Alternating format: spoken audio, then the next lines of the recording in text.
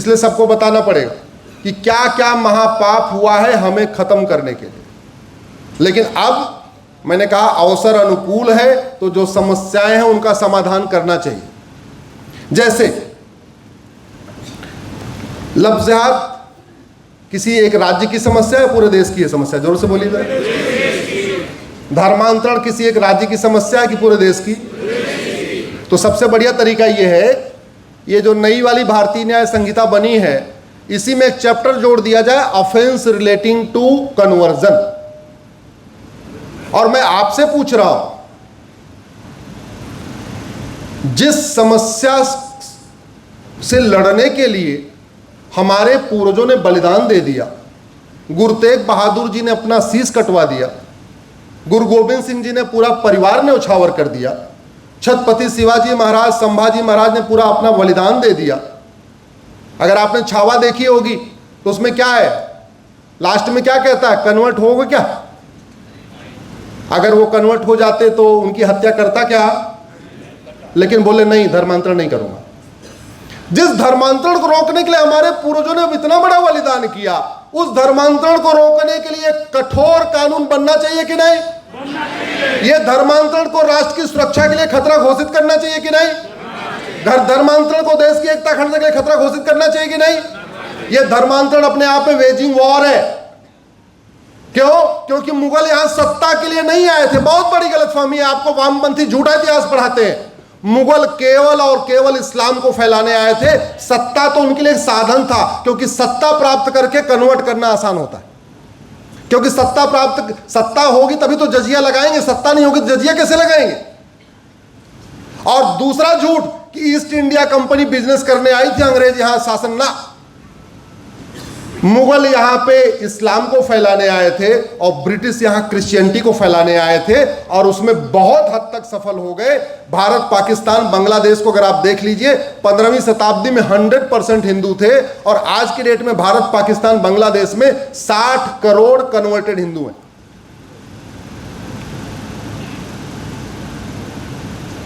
और पूरा north east हमारा कन्वर्ट हो चुका है। अब तो पंजाब भी कन्वर्ट हो रहा है। ऐसे में एक समय आ चुका है कि इसमें एक ऑफेंस रिलेटिंग टू कन्वर्जन जोड़ा जाए। दूसरा एक बहुत बड़ी समस्या चल रही है जिससे डेमोग्राफी बदल रही है, वो है घुसपैठ। जब घुसपैठ में पीआईएल फाइल करना था तो मैं बॉर्डर पे गया। मैंने एक सप्ताह गुजारा बंगाल के बॉर्डर और असम के बॉर्डर पे, समझने के लिए कि हो क्या रहा है, क्यों ऐसे घुसपैठ हो रही है। 2-2 हजार रुपए में आने देते हैं, मात्र 2 हजार रुपए में। और जिनकी ड्यूटी है वहां पे वही 2-2 हजार रुपए लेके आने दे रहे हैं। अंदर आ रहे हैं, कॉमन सर्विस सेंटर पे 2 हजार रुपए में आधार बन जा रहा है। नगर निगम में जा रहे हैं, 2 हजार रुपए में बर्थ सर्टिफिकेट बन जा रहा है। तहसील का दलाल 2 हजार रुपए में उनका डोमिसाइल सर्टिफिकेट बना दे रहा है। तीसरा दलाल, आरटीओ ऑफिस वाला दलाल 2 से 3 हजार से 4 हजार रुपए लेके उनका ड्राइविंग लाइसेंस बना दे रहा है। मात्र 5000 घुसपैठिए गए थे और उन्होंने 50 साल में पर्शिया को ईरान बना दिया था, जहां 90% पारसी रहते थे, और हम तो 6 करोड़ लेके बैठे हुए। पिछले साल वर्ल्ड कप का फुटबॉल मैच चल रहा था। वर्ल्ड कप के फुटबॉल के मैच में फ्रांस ने मोरक्को को हरा दिया, और पूरे फ्रांस में आगजनी हुई होगी। अगर आप लोगों को याद होगा, जो टीवी देखा होगा आपने, पूरे फ्रांस में आगजनी हुई थी। जानते हैं क्यों? क्योंकि मोरक्को के जिन घुसपैठियों को फ्रांस ने रोटी कपड़ा मकान दिया था, फ्रांस ने उनको शरण दिया था रहने के लिए मानवता के नाम पे, वो बोले कि अब मोरक्को हमारा घर है, तूने मोरक्को को हराया क्यों? और उन्होंने पूरे फ्रांस में आग लगा दिया। अरे कल को बांग्लादेश की टीम को अगर भारत की टीम हराएगी तो यहां नहीं होगा क्या? पाकिस्तान की टीम को हराने के बाद होता है कि नहीं होता? कल को बांग्लादेश की टीम को हराने के बाद भी शुरू हो जाएगा। यह खतरा है कि नहीं? तो घुसपैठ हमारे राष्ट्र की सुरक्षा के लिए खतरा है, एकता अखंडता के लिए खतरा है। लेकिन घुसपैठ का मूल कारण क्या है? भ्रष्टाचार। बॉर्डर पे खुला रेट है, 2000 रुपए में घुसपैठियों को लेते हैं, 500 रुपए में गाय जाती है। बढ़िया कमाई चल रही है। कुछ इधर सैनिक भी बैठे हैं हमारे सेना के अधिकारी, मैं सबको प्रणाम करता हूं, मैं किसी की भावना हाथ नहीं करना चाहता हूं। अभी अभी ईडी ने छापा मारा, एक बीएसएफ के कमांडेंट के पास 22 करोड़ रुपए मिले। अब आप सोच सकते हैं उस 22 करोड़ में उसने कितने घुसपैठियों को अंदर किया होगा। अगर 2-2 हजार रुपए पर हेड लिया होगा तो 22 करोड़ में कितने घुसपैठियों को अंदर भेज दिया होगा, आप कल्पना कर सकते हैं।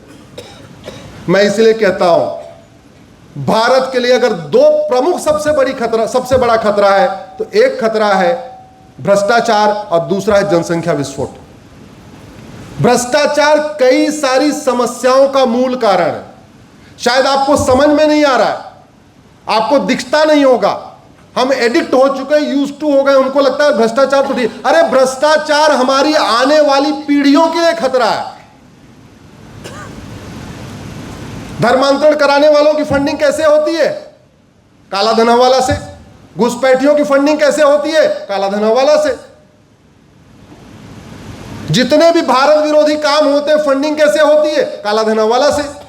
जासूसों की फंडिंग काला धन हवाला से, गद्दारों की फंडिंग काला धन हवाला से, माओवादियों की फंडिंग काला धन हवाला से, नक्सलियों की फंडिंग काला धन हवाला से। ड्रग का पूरा कारोबार कैश में, ब्लैक हवाला के जरिए। ये इतना बड़ा खतरा शायद हम समझ नहीं पा रहे। हमें लगता है कोई बात नहीं है, जो कॉमन सर्विस सेंटर वाला 2000 है, नहीं भैया, आने वाली पीढ़ियों के लिए बहुत बड़ा खतरा पैदा कर रहा है। समाधान सठे साठ्यम समाचार्य, भय बिन होय प्रिय, उसी को करना पड़ेगा। आप लोगों ने शायद देखा कि नहीं देखा टीवी में, दिल्ली में होली के दिन नोटों की बोरी मिली है। देखा क्या? कहां मिली? अरे जज मत बोलो, जज साहब बोलो। इतना भी डाउन मत कर दो भाई, माइलाड मत बोलो, कम से कम जज साहब तो बोलो।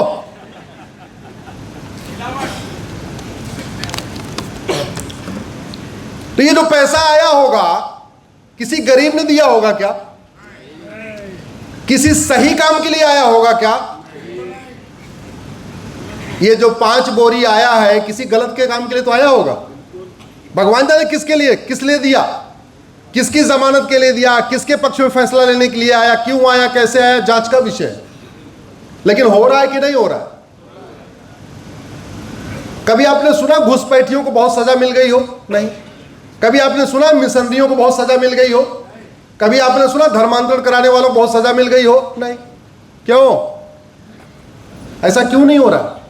पहली बात तो कानून नहीं है, और जो कानून है भी उसमें इतनी बड़ी फंडिंग आती है कि पहली बात तो एफआईआर को ही ट्विस्ट कर देते हैं, और एफआईआर हो भी जाता है तो जांच ढीली हो जाती है, और जांच हो भी जाती है तो ट्रायल गड़बड़ हो जाता है। और ये सारा कैसे होता है? किस चीज से? पैसे से। इसलिए कह रहा हूं भ्रष्टाचार हमारे लिए बहुत बड़ा खतरा। मुझे एक बता दो, इतने बड़े बड़े नेक्सस पकड़े जा रहे हैं घुसपैठियों को बसाने वाले, अखबारों में आते रहते होंगे। किसी घुसपैठियों के मददगार को 10-20 साल की सजा हुई क्या? सबूत के अभाव में छूटने की खबर आप सुनते हैं कि नहीं सुनते? सुनते हैं ना।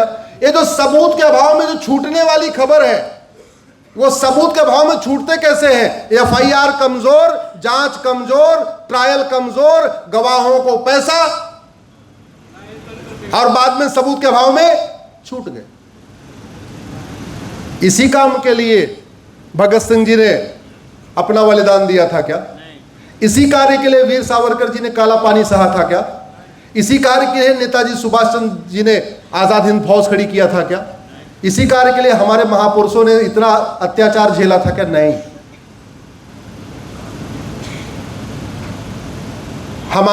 हम सिकुड़ रहे हैं, शायद आपको समझ में नहीं आ रहा। हम खत्म हो रहे हैं, आपको समझ में नहीं आ रहा। और क्यों नहीं समझ में आ रहा है? वो एक स्वभाव है। मेढक बैठा रहे, उसके ऊपर एकाएक खौलता पानी डाल दीजिए तो मेढक उछल के भाग जाएगा। लेकिन मेढक को एक बड़े से पतीले में नॉर्मल पानी में रख के उसको गैस के ऊपर रख दीजिए और गैस को सिम कर दीजिए, जिससे वो धीरे धीरे गर्म हो। तो 95 डिग्री तक मेढक आनंद लेगा गर्म पानी का, और थोड़ी देर के बाद 100 हो जाएगा, वो फिर कूदने लायक, उछल के भागने लायक बचेगा ही नहीं।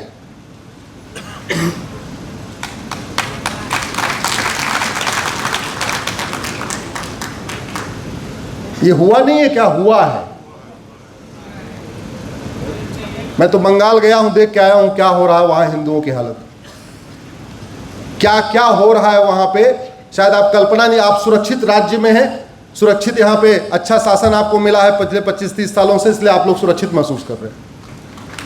लेकिन ऐसा है नहीं, पूरा पूरा देश ऐसा नहीं है। अरे आप खुद सोचिए ना कि होली दिवाली खेलने के लिए पुलिस लगाना पड़ रहा है, भारत के त्योहार मनाने के लिए पुलिस लगाना पड़ रहा है। यह गर्व की बात नहीं है, यह चिंता करने की बात है। और जो वो सोच थी पाक ना पाक की, वो कम हो रही है, बढ़ रही है? जोर से बोलिए जरा। मुगलों ने 500 साल के शासन में 1000 मदरसे खुलवाए थे। भारत में 75 साल में संविधान लागू होने के बाद 3 लाख मदरसे खुल गए। और मदरसों में क्या पढ़ाया जाता है बताऊं, या आपको पता है? पता है। अंग्रेजों ने 200 साल के शासन में 1000 मिशनरी कॉलेज खोले थे, एक मिशनरी स्कूल खोले थे। पिछले 75 साल में 3 लाख के आसपास स्कूल खुल गए। तो खतरा बढ़ रहा है कि घट रहा है? पहले 7 लाख गुरुकुल थे, अब 70,000 से कम हो गए। पहले 1000 मदरसे थे, अब 3 लाख हो गए।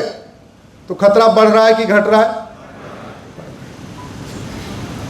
जब मैंने इंजीनियरिंग छोड़ा तो भगवान की कृपा से मुझे जेठमलानी जी से परिचय हो गया मेरा।